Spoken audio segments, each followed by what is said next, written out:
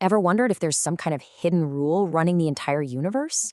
Like one single, elegant piece of logic that tells everything what to do, from a planet curving through spacetime to the tiniest flicker of a single photon. I mean, just think about that. What if the grand dance of the solar system, the perfectly straight path of a light beam, and the totally bizarre journey of an electron could all be explained by the exact same idea? It sounds like something out of a sci-fi movie, right? But it's actually one of the deepest truths we've ever discovered about physics. Well, there is such a rule, and it's called the principle of least action. For over a century, it's been this incredible cornerstone of physics. And today, we're going to see how this one idea acts as a master key, unlocking the secrets of the entire cosmos. Okay, so let's dive right in. What on earth does least action actually mean? The name itself can be a little misleading, but the core idea is just breathtakingly simple, and it governs, well, everything. First things first, we need to define action. And no, it's not about, doing stuff. In physics, action is a very specific number you calculate for any possible path an object could take. You basically look at its kinetic energy, that's the energy of its motion, and subtract its potential energy, that's its stored energy, at every single point along its journey. And for some reason, the universe is obsessed with finding the path where the total action is as small as possible. Right, so you're probably thinking, okay, easy. Least action just means the shortest distance, right? A straight line. But nope, nature is way smarter than that. Okay, picture this. A lifeguard on a beach sees someone in trouble in the water. The shortest path is a straight line, obviously, but the lifeguard can run way faster on the sand than they can swim in the water. So the fastest path, the path of least action, or least time, is actually to run a longer distance along the beach to make the swimming part as short as possible. It's all about the trade-off, and nature does exactly the same thing. And that right there, that simple idea of finding the best, most optimal path is what makes this principle so unbelievably powerful. It gives us a single language to talk about the three great pillars of modern physics: Einstein's general relativity, the weird world of quantum mechanics, and the invisible forces of electromagnetism. So let's see how it unlocks each one. Let's start big. I mean, cosmic scale big.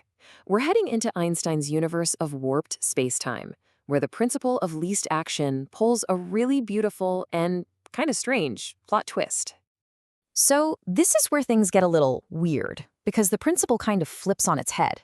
In relativity, the action for a particle is tied to something called its proper time. That's just the time that a clock would measure if it were traveling with the particle. And in this case, the path of least action is actually the path that maximizes its proper time. It's like every object in the universe is a little time maximizer, trying to squeeze out every possible nanosecond on its journey. And this gives us this incredible insight, what we call the force of gravity. It's really just objects following these time-maximizing paths through curved spacetime.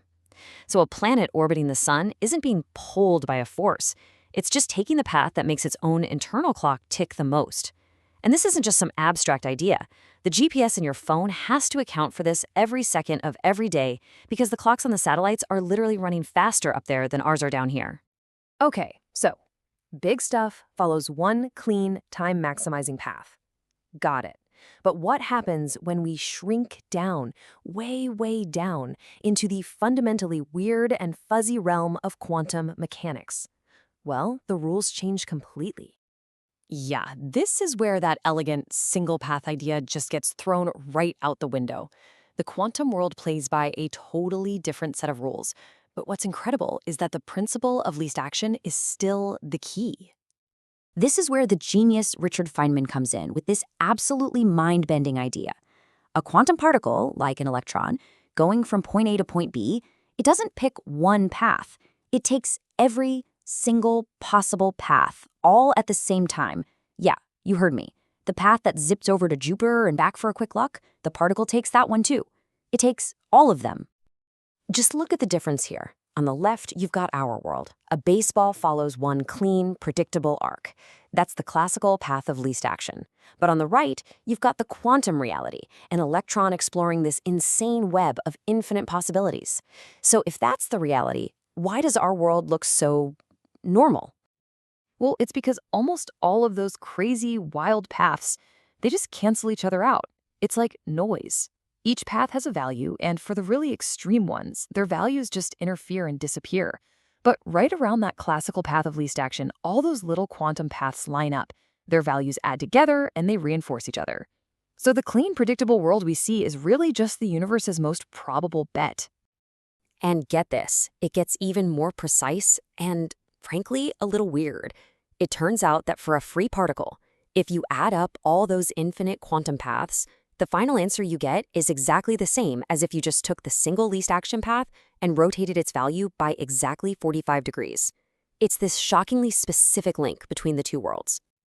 I mean, how cool is that? It shows exactly how our everyday world bubbles up from all that quantum weirdness.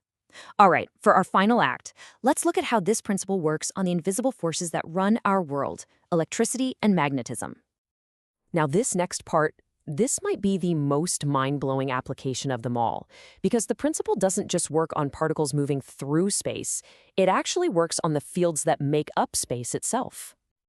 It turns out you can actually define action not just for a particle, but for the whole system of a charged particle interacting with an electromagnetic field. And the universe, being super efficient, makes sure that both the particle and the field work together to make that total action as small as possible. And the way it works is, well, it feels like magic. Physicists just write down a mathematical formula for the action of the whole system. Then they do the math to find the path and the field behavior that minimizes that action.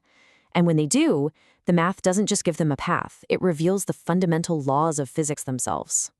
And what pops out at the end? Oh, nothing much. Just the entire foundation of electromagnetism. The Lorentz force law, which tells you how particles get pushed around by fields, just falls right out of the math. And even crazier, if you minimize the action for the field itself, you get Maxwell's equations, the complete rulebook for electricity, magnetism, and light.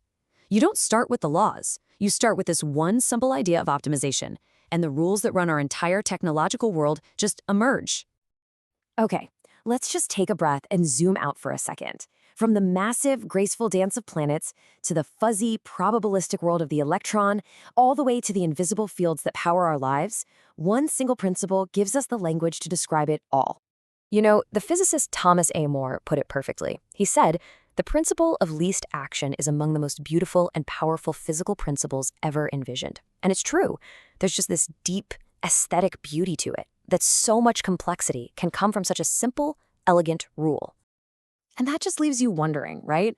The universe seems to love efficiency. It loves elegance.